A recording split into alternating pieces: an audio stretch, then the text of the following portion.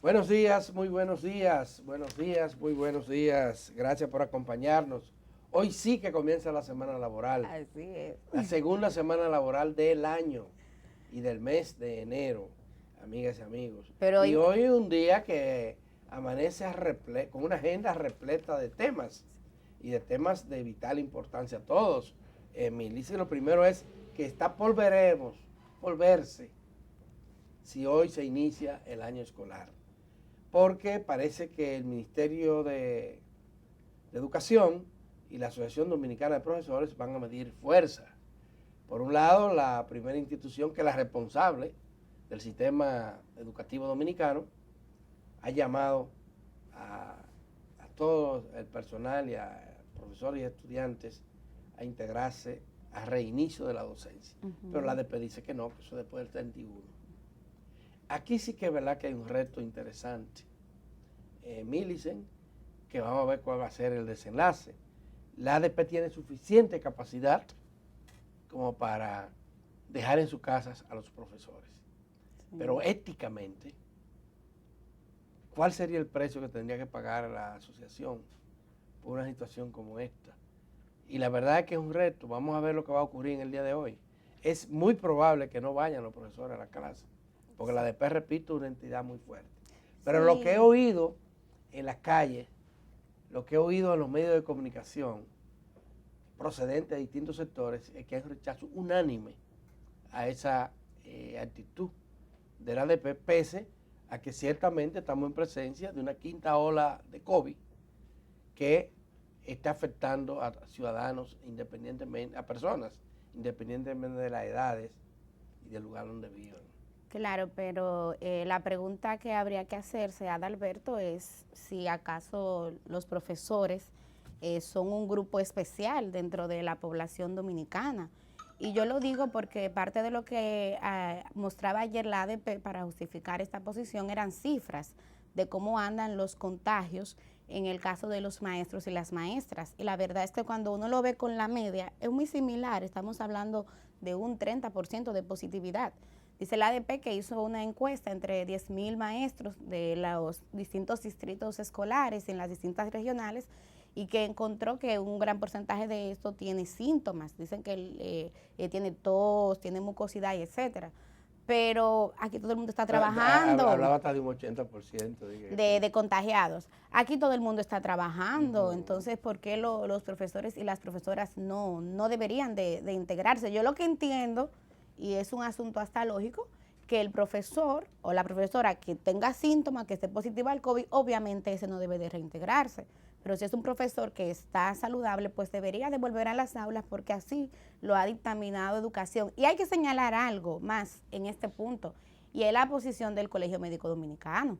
Aquí mismo el viernes en Encaba dio la primicia. ¿Tú recuerdas que él se iba a reunir ese día con el gabinete? Y aquí en 1+1 él adelantó la posición del Colegio Médico Dominicano y él explicaba, hasta por un tema socioeconómico, Adalberto. Es verdad, por ejemplo, en el caso de los estudiantes de clase media, pueden aguantar hasta el 31 de enero porque tienen internet en sus casas, tienen computadoras. ¿Y eso van para clase? Y eso van para clase, así es. Entonces, pero estamos hablando sobre todo de los niños y las niñas de los barrios, que no es verdad que están recluidos, ni sus padres tampoco. O sea, tú lo ves en las plazas, tú lo ves en los bancos, en los supermercados. Pero aquí hay un tema que es más profundo todavía, y es el quid del asunto. Tienen potestad los gremios para hacer lo que les dé la gana. Claro que no. Claro. Oye, Emily, estamos abusando del poder, del poder. Por eso se ha desacreditado tanto el gremialismo, el sindicalismo en la República Dominicana, y ha desaparecido porque no tenemos sindicatos. Los gremios que existen solamente operan en el Estado. Su patrón es el Estado. Óyeme, y el Estado se supone que se alimenta de fondos públicos. En consecuencia, estos gremios están contra los contribuyentes, contra la gente que financiamos la educación. Y tú sabes lo que significa para este país pagarle un mes más a los bueno, estamos hablando de más de 100,000 maestros y maestras que existen en la República Dominicana sin dar un golpe el mes de enero, porque estamos hablando para el 31, bajo el pretexto de que ellos no se pueden enfermar, de que ellos no pueden coger ese riesgo de enfermarse. y que el lugar donde se enferman es en las escuelas. Óigame, pero señoras y señores, No. esto es terrible. Ahora, estamos hablando de un asunto político, porque hay que saber que el presidente Para mí lo es, porque es que el presidente del gremio es Eduardo Hidalgo, que es un cuadro del PLD. pero es lo que quiere entonces un día a ese partido, porque Sí. ¿qué justificación ética, repito? No. Tú puedes tener para unas cosas como esta. Y mira, parece que eso es lo que va a ocurrir. Muchos de ustedes, los que nos están viendo, mucha gente no recordará que la República Dominicana tuvo un movimiento sindical bastante fuerte, tanto a nivel estatal como a nivel privado.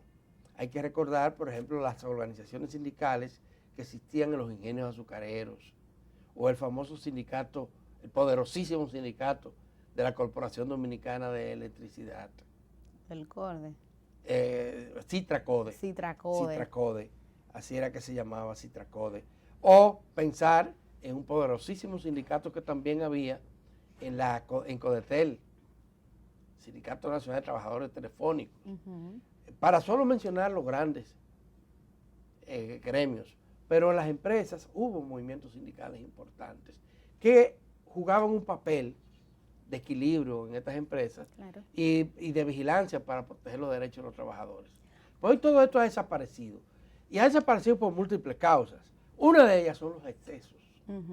Porque cuando todos los sectores, cuando se sienten fuertes, Abusan del ¿Qué poder. cosa es, Mili? Y lo peor es cuando ese abuso es justamente contra los sectores que deberían de representar y deberían de defender. Porque yo insisto, o sea, cuando tú le das la mirada socioeconómica, al final son los niños y las niñas más pobres los que Claro. van posiblemente hoy a no recibir educación.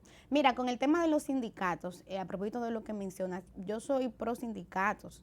Y yo lamento porque aquí en la República Dominicana, pese a que en la Constitución se establece ese derecho, aquí en el sector privado no se respeta. Y una de las razones de por qué, tú ya mencionabas otra, por qué no existen esos sindicatos en las empresas privadas, es porque no se respeta esa libertad sindical que debería de haber. Pero sí entiendo, al igual que tú, que con posiciones como esa que ha asumido la ADP, que desde mi punto de vista es una posición política, y eso uno lo veía venir, Adalberto, cuando uno vio que justamente el presidente, quien había ganado las elecciones, era un cuadro del PLD, uno sabía que iba a ser muy conflictivo la relación entre el MINER y la ADP. Ayer el ministro, por ejemplo, mandaba algunas fotografías y videos a los medios donde hablaba de entrega de mascarilla, millones y millones de mascarillas, de igual manera gel satinizante. Y el ministerio dice que las condiciones están garantizadas. Entonces yo creo ahí que lo sensato sería que en los colegios, en las escuelas donde haya condiciones, se inicie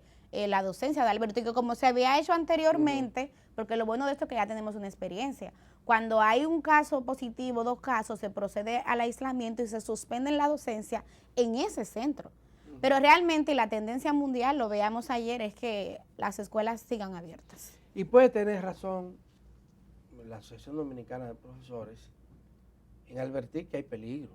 Pero y lo que hay que en cuidarse todo, frente a ese claro, peligro. en todo. Y que también en señalar, en denunciar que no todas las escuelas tienen las condiciones necesarias para garantizar la protección de alumnos y profesores.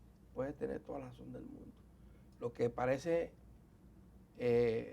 incuestionable es que frente a esta situación, si el ministerio, que es la autoridad, es la empresa, la institución que lo ha contratado, a los que ellos se deben y por lo que reciben un salario, dice determinar una política, esté usted o no de acuerdo con ella, sacrificar a otros que no tienen nada que ver con eso, que serían los cientos de miles de estudiantes y de padres que sí quieren que la docencia presencial se reactive. ¿Sacrificarlo por qué? O sacrificar a los contribuyentes. A mí me duele que de los cuartos que yo pago Pero una pregunta, pero sean para pagar a gente que no quiere que no trabaja. Que no trabaja, pero no hay contemplada alguna medida administrativa que se pueda hacer. Yo sé el costo político que eso tendría. No, el tema es que de no pagarle a quien no trabaje, porque a los ministros que han intentado enfrentarlo. Fíjate lo que le pasó a Navarro. Ay, sí. Ahí Navarro hizo una buena gestión, pero enfrentó al gremio. Pero esas Y son ya de las tuvo cosas que problemas. tenemos que comenzar también a Serio. cambiar, porque Entonces aquí vamos a ver lo que va a el pasar. que no trabaje, que no cobre. Eso es el otro extremo, que no descarten ustedes que llegue un gobierno o una autoridad dispuesta a poner el jugársela. interés colectivo por encima de las conveniencias políticas partidarias. Que así Y que sea. entonces pero es una pena, porque nosotros necesitamos gremios, tú lo has dicho. Sí. Sí, Y ojo, el equilibrio. Y ojo, necesitamos gremios porque el sector empresarial está organizado en sus gremios. Claro. Ahí está el CONE, está la ANGE. Con No, este no, mismo, no. con este mismo Sí, tema sí. de educación. Ah, Ahí, sí, por sí, ejemplo, sí. tú tienes a la INE, que representa a los colegios privados. Sí. Entonces, el sector empresarial tiene sus gremios. Y los perdamos en maestros y eso. las maestras necesitan un gremio. Exactamente. Y un gremio que defienda sus Claro, intereses. Pero ese claro. gremio también tiene que entender que los intereses de ellos, de sus afiliados, no pueden estar por encima del interés colectivo, Exactamente. del interés del país. Los gremios fuertes y las instituciones y los partidos inclusive, que logran más duración en el tiempo, más permanencia y conquistan más popularidad, son aquellos que ponen los intereses de la colectividad por encima de sus propios intereses. Porque eso es lo que le da la Y que legitimidad. no lo ponen en contradicción y no tienen por qué estar en contradicción. Los intereses de los maestros no tienen por qué estar en contradicción con los intereses de los contribuyentes, de la población, de la sociedad, de los padres, de los hijos, de los alumnos, de las alumnas. No tienen por qué estar. Y además tienen que entender que el Estado además no tiene fines lucrativos. El Estado se supone que es la institución que establece el equilibrio en la sociedad y que además su función fundamental es garantizar los derechos de la gente. Claro. Y el derecho a la educación es un derecho Así es. Fundamental, un derecho que el Estado está obligado a garantizar. Bueno, por Mire, dice, pero bueno, eso es lo que hay que esperar en el día de hoy. Yo ver qué tengo va a mis dudas, ayer, como tú dijiste, el ministerio estaba diciendo que estaba todo listo, pero yo tengo mis dudas de si habrá docencia hoy. Creo que va a haber poca docencia. Yo creo que no. Es que me equivoque, eso sería lo mejor. Sí, sí. Yo Pero me como tú equivoque. dices, hay muchos Pero maestros que creo no quieren que integrarse. va a haber poco. Lo único que el ADP se está enfrentando a una posible derrota grande, no del Estado dominicano, sino de la sociedad dominicana. Se está exponiendo a eso, a sufrir una gran derrota moral, ética, que podría debilitarla fundamentalmente. Miren, antes de que nos vayamos a la pausa, Milicia, hay que mencionar algunos temas, otros temas que están en la agenda para el día de hoy. La sesión de la Cámara de Diputados. El de diputados parece ser que el Código Penal va a morir en esta legislatura y tendrán que ser reintroducidos en la próxima.